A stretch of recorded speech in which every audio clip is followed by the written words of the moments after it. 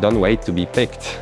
You need to stand out from the crowd. How do you make sure you're not training someone for other company? It's an investment. If you hire a person or if you outsource, it's an investment, so it should drive your business further. If I need to do something now, then I need to outsource. There are plenty of puppets which are actually continuously repeating what Google is saying, but that's necessarily what really works. Best practices usually kill innovation. If certain solutions are already included in best practices, they are probably known by everyone by now. Well, iGaming is very specific. It's not like many other verticals. Ideally, that person brings the solution to the table. So you actually get the value up front. So in that way, you know if the person worked on legacy brand, which means that there's not really a lot of innovation being there. Someone with years of experience might be also years of bad habits. Again, many companies are overlooking the very best talents because they are simply hiring based on the CV, based on resume. Why would you look for a job if you're already making money? Hello, today we're meeting in the beautiful city of Manchester. And I wanted to ask you, do you have any premium domains to sell? At Odys, we are selling 86% of our inventory to over 40,000 verified buyers. And most of it are instant sales. We handle appraisals, brokerage, and everything. So join our marketplace today. Hi, this is Odys Podcast. My name is Aneta Samkow, and today we're meeting at SEO Vibes in Zakopane. And I'm really excited because we're back with Marcin Wludyka. Hello, Marcin. Hi, everyone. How are you doing today? Well, thanks. I'm good. Thanks for having me again on another podcast, this time in Poland, Zakopane. Not that far from where I was actually originally born. Yeah, that was our dream, to actually meet in Poland, interview in Poland. And now it's happening. Awesome. So today we're very excited to talk about hiring. So please tell us, what's the one skill that's overlooked in iGaming hiring? Well, the most overlooked skill, I think it's more when we talk about mindset, actually. So mindset of a person that is ready to grind, the person that's ready actually to be always on the move, always adjusting, person that actually can move the needle. So that's something that's very often overlooked on many interviews. So plenty of companies would simply look at the CV and then a raw shopping list that actually candidates are showing, meaning this is, well, the project that I worked on, but there's no specifics basically. And once you talk to a person, you actually learn more about what that person did, how that person participated in a specific project, what was the contribution. And based on that psychological profile, that the feeling that you have, you can actually check if that person has a proper mindset or not. So you've said the best people in iGaming don't actually apply for jobs. So can you explain what you mean by that? Sure. Best people in iGaming, as you mentioned, they don't actually look for a job. They're usually running their own projects, or they are already successful working for another companies, simply due to the fact that they have no time to apply for a job. They are busy with execution. They are busy with their projects. They are busy with testing, with printing money. So why would you look for a job if you're already making money? True. So why so many companies are still hiring based on experience? I know you think this is a mistake. Can you tell us more about that? Sure. I think that's more related to companies which are having corporate structure, bigger HR departments, HR teams, which don't necessarily know what the actual candidate should do or what is the specific of a job. They have very raw description and a checklist. And if that checklist, if the candidate obviously has majority of the boxes ticked, obviously it will go to another interview, second or a third. However, plenty of so-called pirates, they wouldn't fit that description. So in that way, they would be crossed out on the very first interview or during the CV check. So that's why, again, many companies are overlooking the very best talents because they are simply hiring based on the CV, based on resume, not on the actual skills and the experience. As you mentioned on the very beginning, someone with years of experience might be also years of bad habits or 1 year being repeated 5 times, and there's no innovation, there's no growth, there's no adjustment, there's no challenge in it. So experience many times means nothing due to the fact that person had that job or been in a position for several years and did not develop or did not develop well. That's why I would rather hire someone that, let's say, a month ago cracked the system, started a new channel, funnel channel, driving traffic, being successful based on the current trends, because this is very fast-paced environment that we're talking about. So how can you actually tell that someone was repeating years of the same bad habits? That's actually quite simple. So just simply ask the person what are the latest trends and what's currently working in the SERPs. So in that way, you know if the person worked on legacy brand, which means that there's not really a lot of innovation being there, and most of the traffic is coming from people who are already known, who know the brand, who are already searching for the brand. So there's not much optimization, there's not much new keywords being targeted. So in that way, people with very little, very little change in terms of adjustments, they are very stale, so they don't look for innovation. They are not really looking to crack the system or look for gray areas, gray zones where there's new traffic coming in. So how are actually companies filtering out this most innovative talent? Filtering out. So that's mostly due to the HR departments. So corporate structures, corporate HR departments. Again, they have list of requirements that the candidate should have, but that necessarily mean they are looking for the right candidate. So personally, I prefer very flat structure in a company, meaning I am directly talking to the candidate. I have a direct feeling, and if I can talk to a person about very specific project that person led in the past, or even if there were mistakes, because obviously not every project is successful. We learn from mistakes, and obviously if you are willing to break the system, if you are willing to make the mistakes, eventually you're gonna be successful, because you're gonna all the time adjust. So who should be doing the hiring in a company? Is it like always different person, or you would have someone dedicated, even if it's a flat structure? I would say that depends on the hiring. So maybe there are two main type of hirings. One would be to expand currently existing operations, so scaling up, and the other would be to start a new market or start a new project. So that would be two different types of hiring, in my opinion.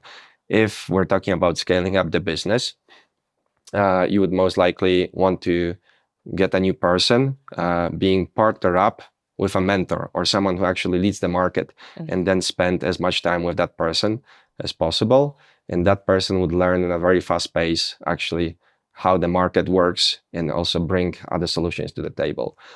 When it comes to completely new hiring, when, for example, opening a new section or new vertical, then you would have a lone wolf, and ideally that person brings the solution to the table.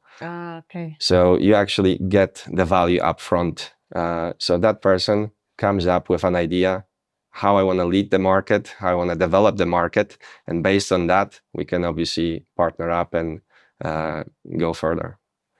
And I know you've mentioned that LinkedIn is not the right place to look for iGaming talent. So where should companies search for those people? Well, LinkedIn could be one option, but again, it's just a pool of the same candidates, pool of the same clones. Still, you can find some valuable people there, but usually iGaming companies are just burning money, paying fees to recruitment agencies, which are going to LinkedIn and filtering the same candidates all the time. Personally, I look for new hirings on the conferences, like here in Zakopane, masterminds, some private groups, Facebook groups, Telegram channels, or simply going to the SERPs, the Google SERPs, and checking who's ranking on top, and then trying to figure it out, who's behind the site, and contacting team or a person who's actually running a successful website. And then obviously based on based on the communication, based on the further agreements. We can partner up, we can acquire the site, or we can simply work together on a revenue share. There are many different solutions. Yeah, often the loud ones that you see on LinkedIn are the ones that have time to be loud, right? From my experience, many of the great specialists I talk to, including yourself in this podcast, don't have time to work on their LinkedIn profile because they're too busy, right? Sure, it's simply not necessary, really, because we're running a business that we need to take care of, and this is where majority of the time is allocated. So someone actually running a profile on LinkedIn, obviously, can be a great show off there. Yeah. However, there's no skill behind. You need to prove your value. What I mean by that is you need to actually bring the ROI. You need to actually have the high performance and show that you can actually drive the traffic. So just a raw entry in LinkedIn tells me nothing. I want to see the project. I want to see what you did in the past. I want to know how you build, how you break things. So how important is cultural fit versus the technical skill when it comes to hiring in this industry? I wouldn't call it cultural fit, but more like a culture or contribution. Okay. Meaning people who's, well, let's say person who would be hired or a team that would be hired. I want them to enhance the culture of growth in the company, problem-solving skills. So even hiring for a particular task or hiring for a particular market, I want them to share the knowledge internally as well, and also get other people which are already in the company educated by their knowledge, by their angle, by their experience, by their tests, what they did in the past, what they are working on now, and then we can also apply working things in the other markets or test certain solutions in the other markets or other sites. What kind of mindset are you looking for in those people you're hiring in iGaming? Well, iGaming is very specific. It's not like many other verticals. It's a very fast-paced environment where there's continuous fight. It's a continuous, it's a battlefield. SERPs are changing many times through the day. So obviously, even if you're able to rank on top spots for several hours, that means that the revenue, you contribute positively to the revenue growth. So what I'm looking at the person that I would hire or person that I would like to work with, it's a person that doesn't stop in terms of adjusting, in terms of testing, in terms of being obsessed, passionate about what that person does. It's the let's go attitude. So it doesn't matter if it's Friday evening, Saturday morning, or Sunday. I have an idea. I want to do it. I want to see if it works. If it works, I don't need a permission for that. I just want to test it and then show that it worked and then adjust to actually contribute more towards other markets or other sites. So that type of person, that type of mindset. Let's go attitude. Make it now. Let's see how it works and replicate and scale up. Obsessive. Very much. Yeah, sounds like a game actually, where you treat your job more like a game where you progress to the next level. Yeah, it can be treated as a game. I mean, in essence, iGaming also comes up with a gamification, gamification options there. So again, that also comes with the specific agreements and let's say bonus schemes. So if company does well and the person that's obviously running the market does well too, that means it's a win-win situation. There are some performance bonuses. So obviously that's just additional incentive that drives the person to do more or actually experiment more. Awesome. So how do you actually identify that obsessive trait in people?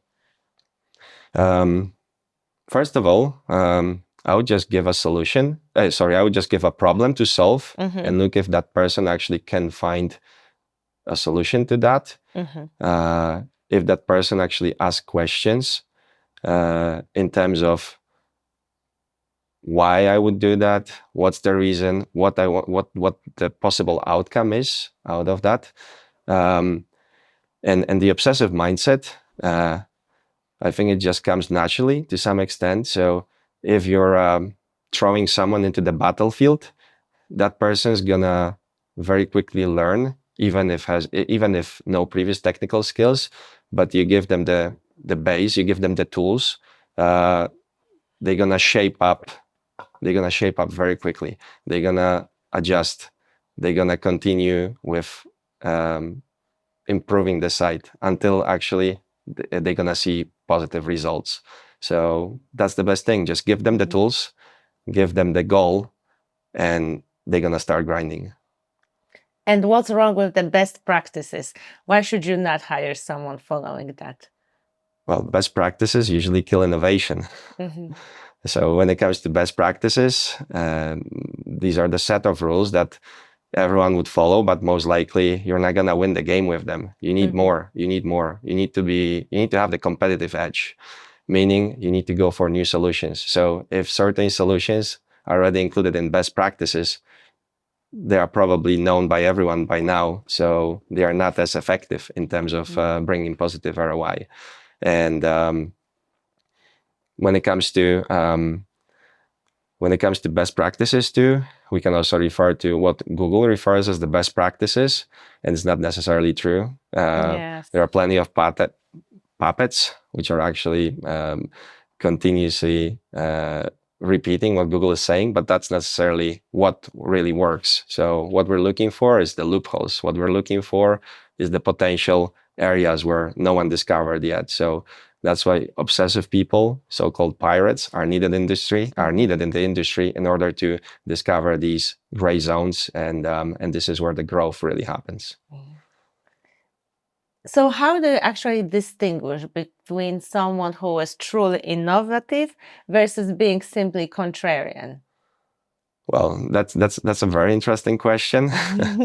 Well, someone innovative will dig deeply into technical aspects. Will be studying patents in order to get into the system, in order to see not what are the shortcuts, but we'll try to reverse engineer whatever, if we're talking strictly about Google, whatever works in terms of the search engine and the algorithms that are actually being manipulated every day.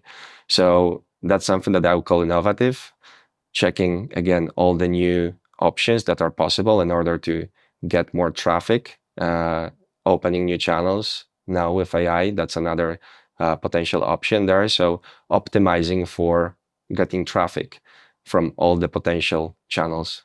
Contrarian, it's good to have a person that obviously would contest, person that would obviously always ask questions, why we do that, should we do that?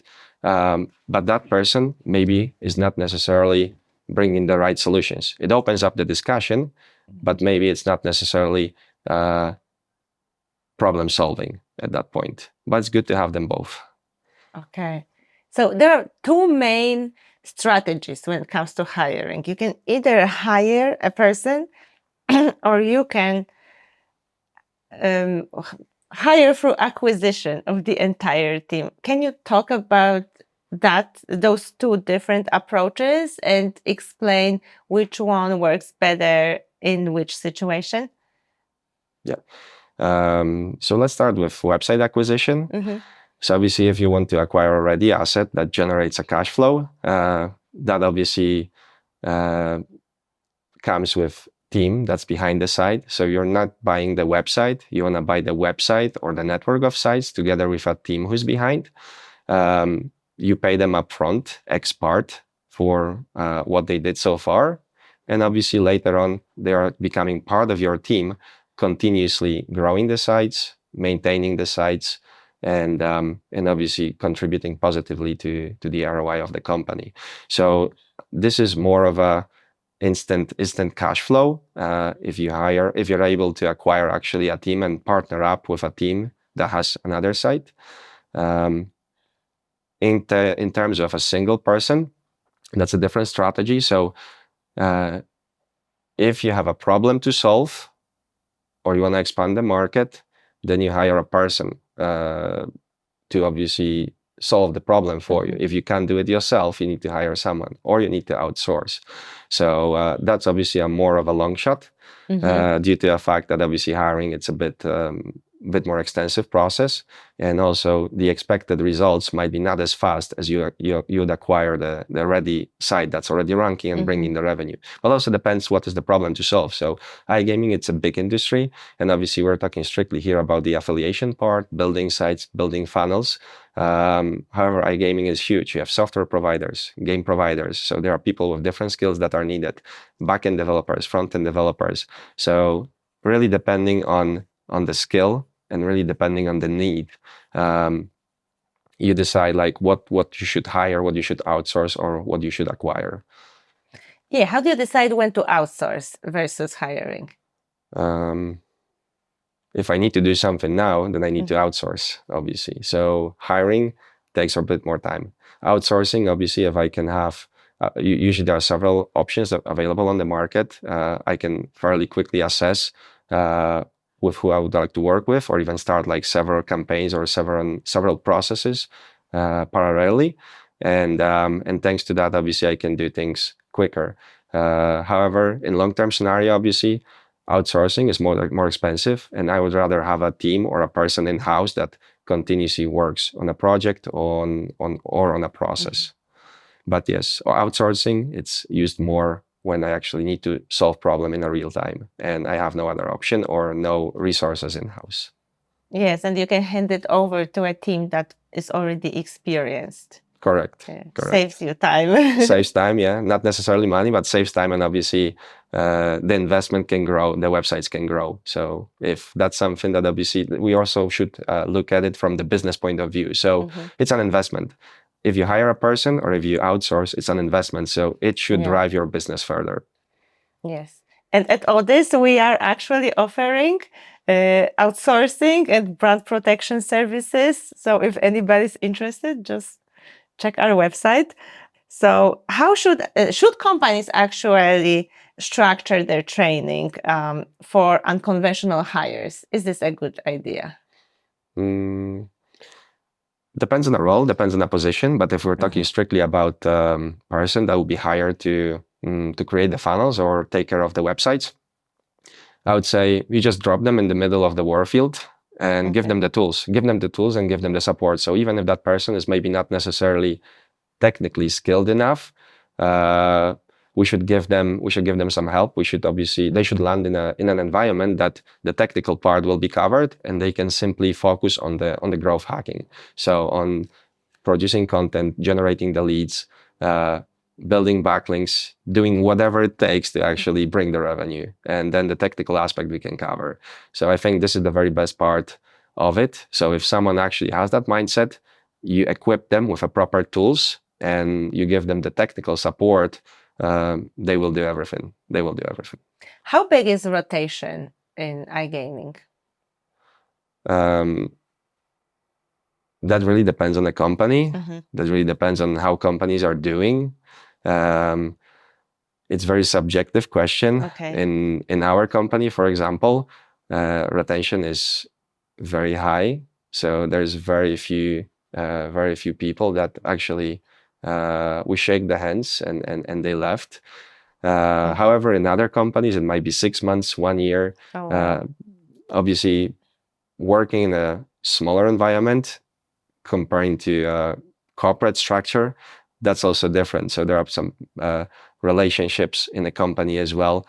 People know each other better, and obviously they support each other. In the bigger corporate structures, I mean, you don't have that feeling, and people are not really attached to each other. So then the rotation is much higher there.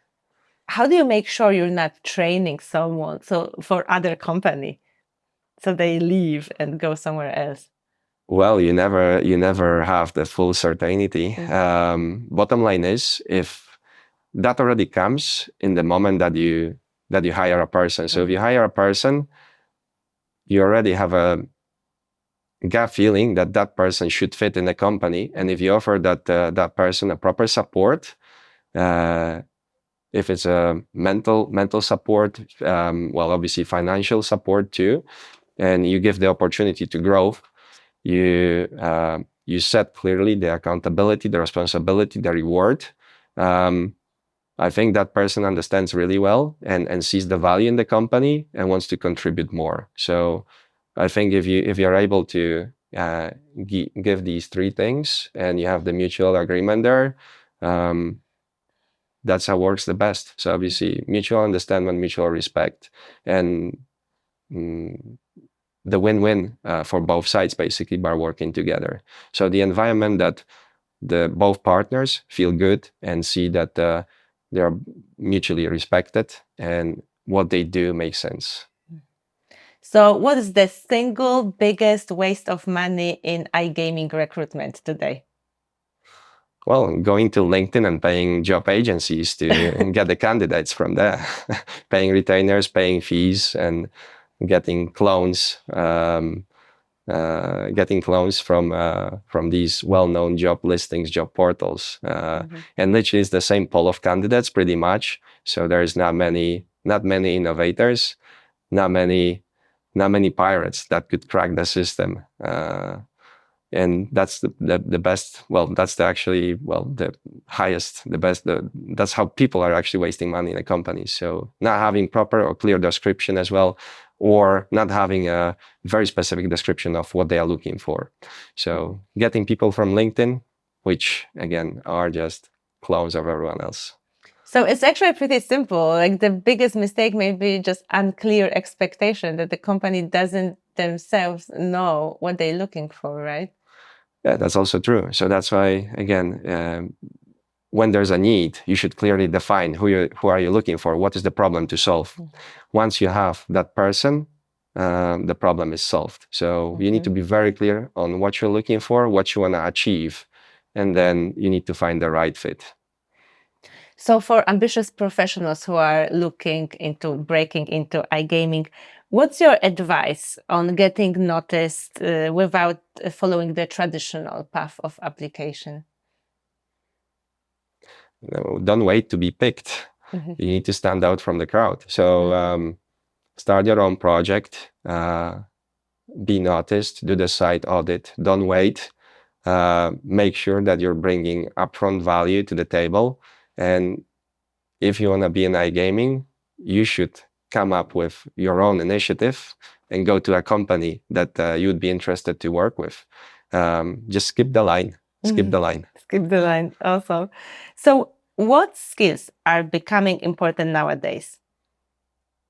Well, not just in iGaming, but I think in overall in marketing, obviously it's the automation. So how to use your time wisely, what tools to use, what channels utilize in order to bring the highest ROI. So always, as in any business, the problem is problem is exactly the same.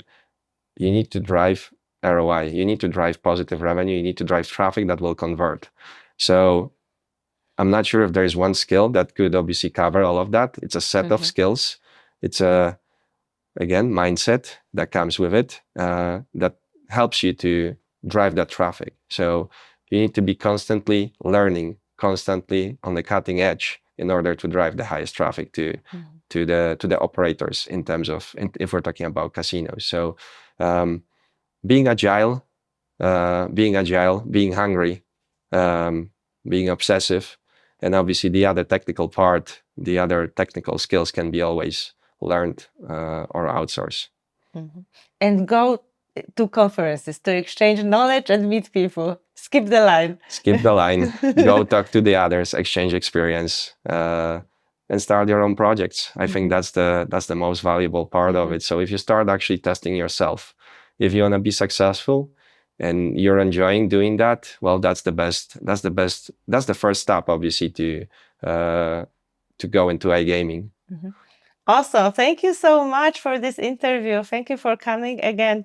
And if you enjoyed it as much as I did, follow Marcin on LinkedIn, follow Odys, follow me, and please subscribe and like this video. See you next time. Thanks.